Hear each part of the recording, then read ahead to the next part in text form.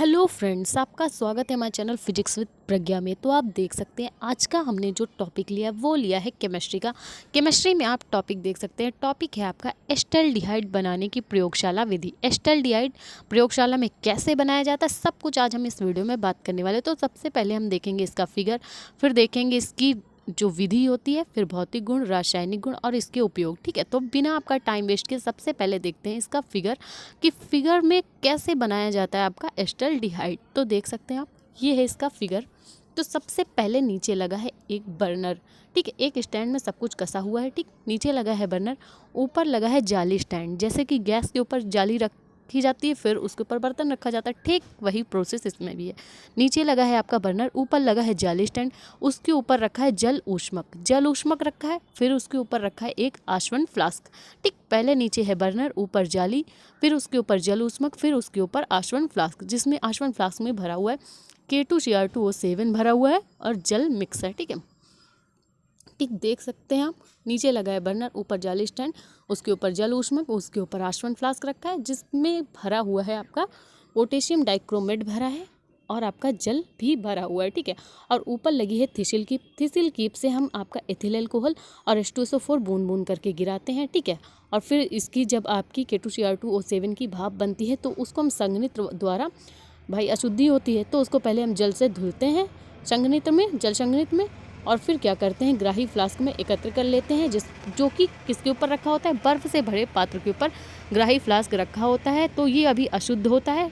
ठीक है, तो इसको हम अमोनिया डाल के शुद्ध करते हैं और इसमें कैसी गंध आती है, ईथर जैसी गंध आती है एस्टल्डिहाइड में। ठीक है, नीचे लगा है बर्नर, ऊपर जाली स्टैंड, फिर उसके ऊपर जल ऊष्मक रखा है, फिर फ्लास्क है जिसमें आपका पोटेशियम डाइक्रोमेट, ऊपर है थिसिल कीप जिससे हम H2SO4 और एथिल अल्कोहल बूंद बूंद करके गिराते हैं। तो जब इसको गर्म करेंगे तो आपका पोटेशियम डाइक्रोमेट की आपकी क्या है एस्टल्डिहाइड, इसकी वाष्प बनेगी, जिसको हम जल संघनित्र में जाके अशुद्धियों को दूर करेंगे जल द्वारा धुल के, फिर अमोनिया डाल के इसको शुद्ध करेंगे। ठीक है, और देख सकते हैं आप, ये है इसकी विधि से देखिए समझिए।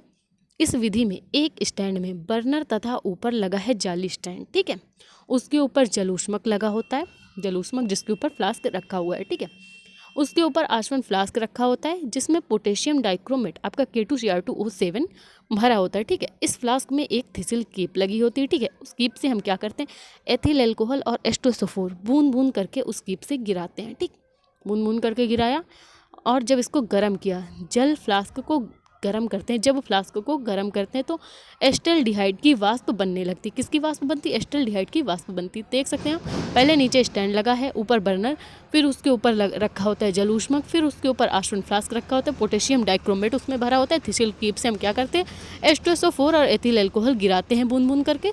तो जब हम इस फ्लास्क को गर्म करेंगे तो एस्टल्डिहाइड की वाष्प बनती है, जिसको हम जल संघनित्र में, इसमें होती हैं अशुद्धियाँ एस्टल्डिहाइड की वाष्प में, तो फिर इसको हम जल संघनित्र में जाके धुलते हैं और फिर इसको ग्राही फ्लास्क में एकत्र करते हैं। ग्राही फ्लास्क बर्फ से भरे पात्र के ऊपर रखा होता है, जिसमें हम क्या करते हैं अमोनिया डाल के इसकी नमी को भी दूर कर लेते हैं। ठीक है, क्योंकि जल से धुलेंगे तो आई नमी एस्टल्डिहाइड में, फिर इसको अमोनिया डाल के क्या करते हैं इसकी नमी को भी दूर कर लेते हैं। अमोनिया गिराइए या H2SO4 गिराइए, इसकी नमी को वो अब्जॉर्व कर लेंगे। ठीक है, तो आप देख सकते हैं ये पूरी प्रोसेस हुई और इसमें से गंध कैसी आती है एस्टल्डिहाइड से, ईथर जैसी गंध आती है आपके एस्टल्डिहाइड से। ठीक है, तो रिएक्शन आप देख सकते हैं, पोटेशियम डाइक्रोमेट में हम एथिल अल्कोहल मिक्स करेंगे और H2SO4 मिक्स करेंगे, क्योंकि थिसिल कीप से उनको गिरा रहे थे एथिल अल्कोहल और H2SO4 को। ठीक है, इन तीनों की हम जब रिएक्शन कराएंगे तो क्या बनेगा, आपका पोटेशियम सल्फेट बनेगा। ठीक है, पोटेशियम सल्फेट बना और आपका Cr2SO4 का होल थ्राइस, क्योंकि हम जब एक SO4 तो पहले ले लेंगे K2SO4 के साथ पोटेशियम सल्फेट बना देंगे तो 3 बचेंगे, तो क्या करेंगे Cr2SO4 का होल थ्राइस। ठीक का Cr2SO4 का होल थ्राइस बना और प्लस 3CHO बना और आपका 7H2 जल बाहर निकल गया। तो ये बात हुई आपकी ऑल ओवर विधि के बारे में। तो अब हम बात करेंगे, देखेंगे कि इसके भौतिक गुण क्या क्या होते हैं। तो आप देखें कि इसके भौतिक गुण की बात करें तो ये रंगहीन ईथर जैसी गंध वाला तरल पदार्थ होता है। यह रंगहीन ईथर जैसी गंध वाला तरल पदार्थ होता है। यह जल तथा कार्बनिक यौगिकों में विलय होता है। यह रंगहीन ईथर जैसी गंध वाला होता है और जल तथा कार्बनिक यौगिकों में पूर्ण रूप से विलय होता है। इसका गलनांक 149.78 केल्विन होता है। इसका क्वथनांक 293 केल्विन होता है।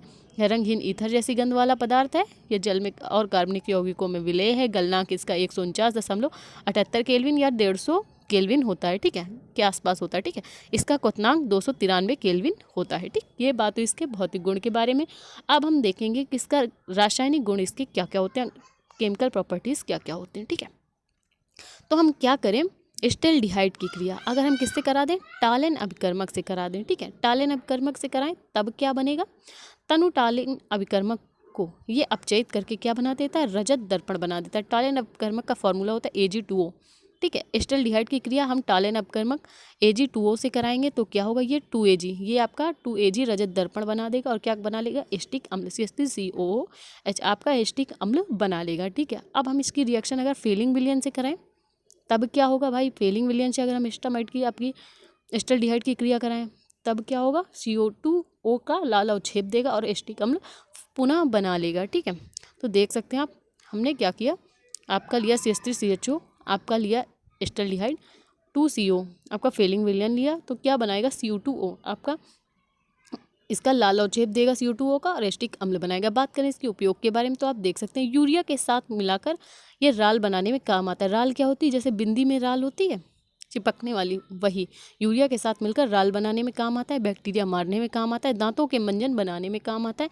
शराब के निर्माण में इसका उपयोग होता है। गढ़ती मॉडल के विकास में भी इसका उपयोग, यूरिया के साथ राल बनाने में, बैक्टीरिया मारने में, दांतों के मंजन बनाने में, शराब के निर्माण में, गढ़ती मॉडल के विकास में। तो भाई अगर आपको एस्टल्डिहाइड बनाने की प्रयोगशाला विधि अच्छे से समझ में आई, वीडियो ज़रा सा भी अच्छा लगा तो प्लीज़ वीडियो को लाइक और हमारे चैनल को सब्सक्राइब करें, जिससे इसी तरह के इंपॉर्टेंट वीडियोस आप